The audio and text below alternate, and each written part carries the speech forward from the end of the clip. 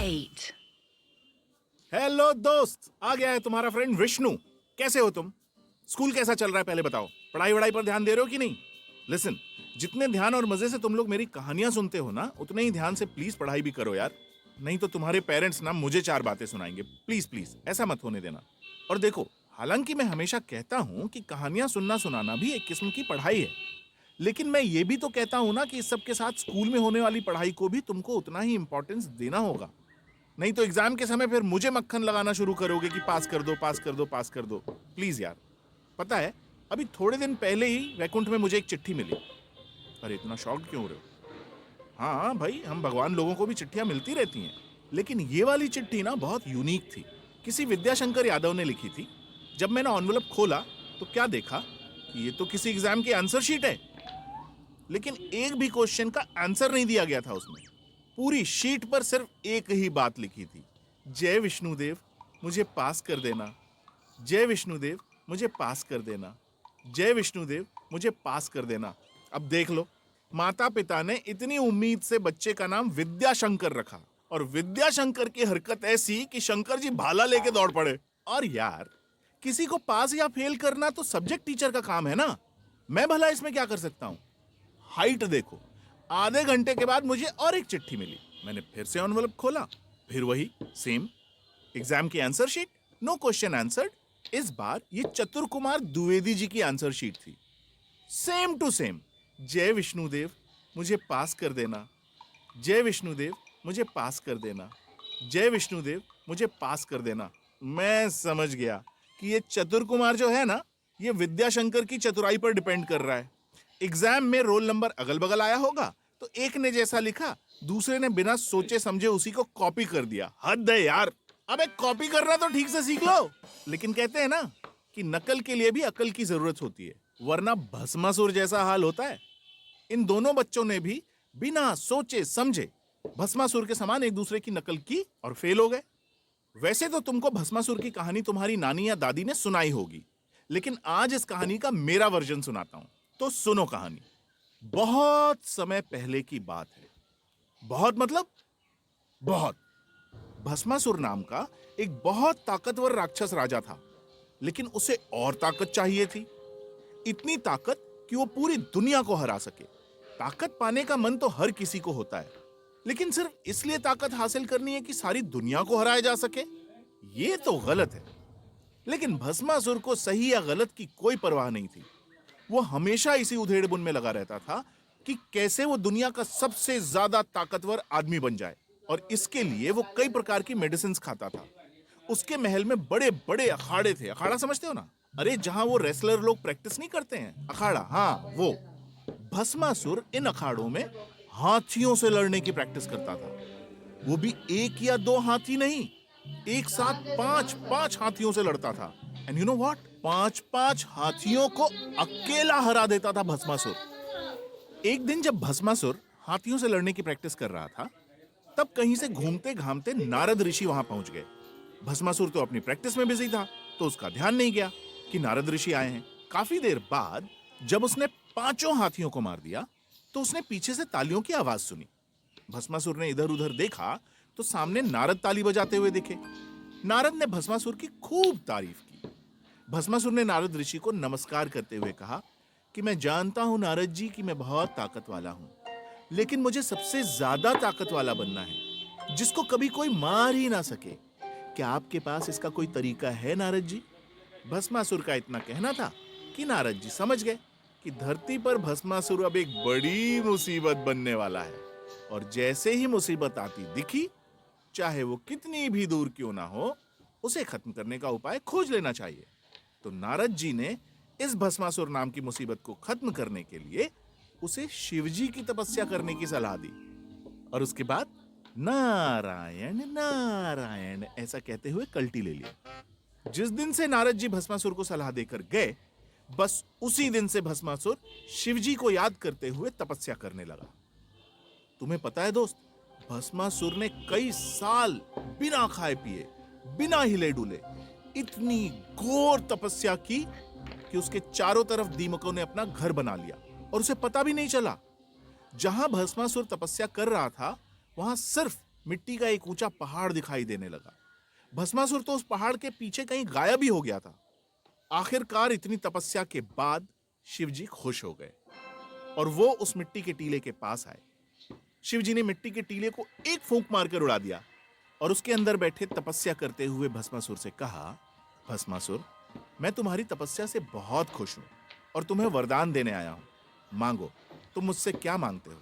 अब भस्मासुर को तो इसी मोमेंट का इंतजार था ना। उसने कहा, भगवान, आप मुझसे अगर वाकई में खुश हैं तो मुझे अमर बना दीजिए। मेरे को यार एक बात आज तक समझ में नहीं आई, ये सारे राक्षस और ताकतवर लोगों को अमर हो जाने की क्या खुजली होती है? जिसे देखो वो ही तपस्या करता है और अमर हो जाने का वरदान मांगता है। मैं तो इतना परेशान हो चुका हूं ना ये अमरता का वरदान मांगने वालों से कि मैं अब कहीं भी जाता हूं तो साथ में एक बोर्ड लेकर जाता हूं। उसमें लिखा हुआ होता है, अमरता का वरदान is out of stock. Seriously, जिसको देखो उसको अमर होना है, जिसको देखो उसको अमर होना है। खैर, शिवजी बेचारे अपने भोला भंडारी, उन्होंने बड़े ही प्यार से भस्मासुर से कहा, भस्मासुर, अमरता का वरदान देना प्रकृति के खिलाफ है। जो भी जिंदा है एक ना एक दिन उसे नष्ट होना ही होगा। यही प्रकृति का नियम है और प्रकृति के नियम के साथ भगवान भी छेड़छाड़ नहीं कर सकते। तो तुम कुछ और वरदान मांग लो। बेचारा भस्मासुर ये सुनकर एकदम सैड हो गया। उसको शिवजी पर बहुत गुस्सा आया। उसको लगा, यार ये ना जानबूझकर मेरे को अमरता का वरदान नहीं दे रहे हैं। लेकिन उस समय उसने अपना गुस्सा दबा लिया और बोला, तो फिर ठीक है, आप मुझे ये वरदान दीजिए कि अगर मैं अपना दाहिना हाथ किसी के सर पर रख दूं तो वो वहीं जलकर भस्म हो जाए। भोले भाले शिवजी हमारे, वो समझ ही नहीं पाए कि भस्मासुर ने कितनी भयानक चीज उनसे मांग ली है और बिना सोचे समझे उन्होंने कहा, तथास्तु, मतलब विश ग्रांटेड। अब भस्मासुर खुश हो गया।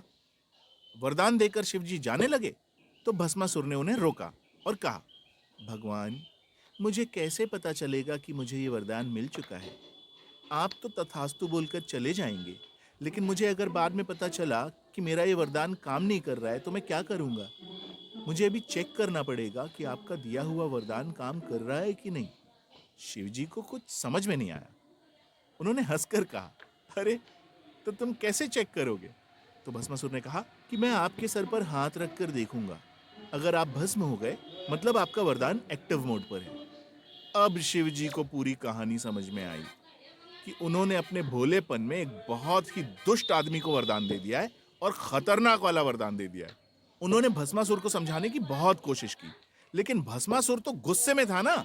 उसको लग रहा था कि शिवजी ने जानबूझकर उसको अमर होने का वरदान नहीं दिया है, तो बस वो आगे बढ़ा शिवजी को भस्म करने के लिए। अब उस वक्त तो शिवजी के पास भागने के अलावा कोई उपाय नहीं था। तो शिवजी भागने लगे, भागने लगे, भागने लगे, ऐसा भागे, लेकिन भस्मासुर है कि पीछे ही नहीं छोड़ रहा था।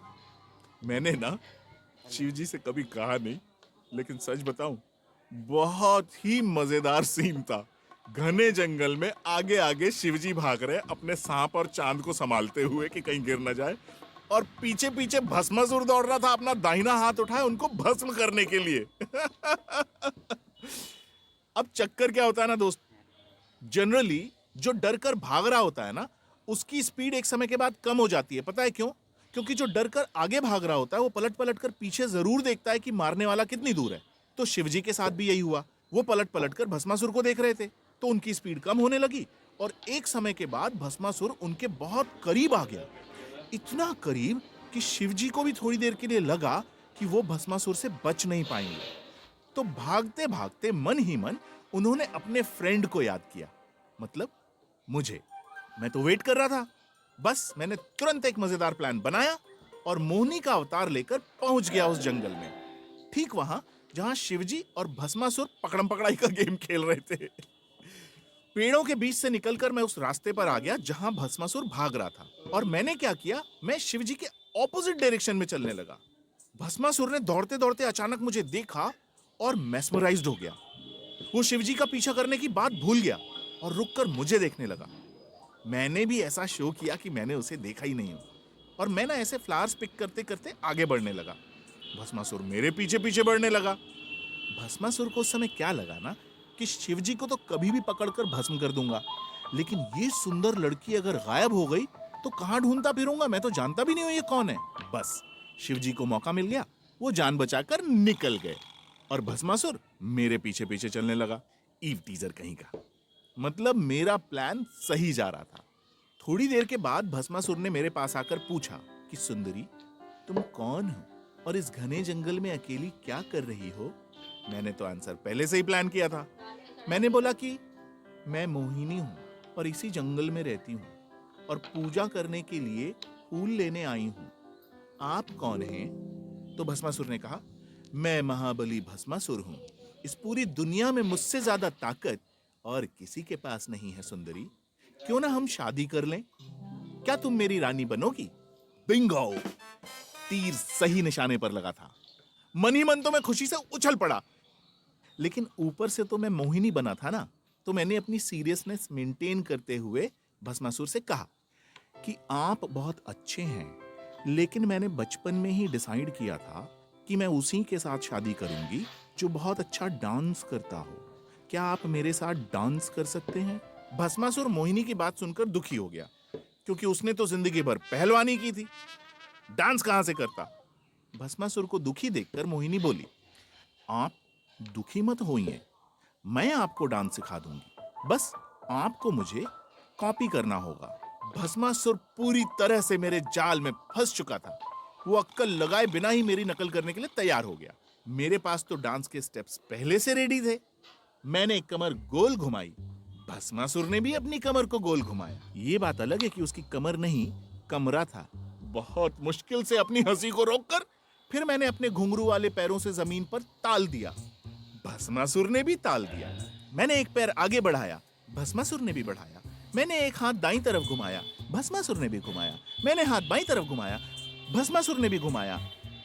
और इस तरह से हमारा डांस शुरू हो गया।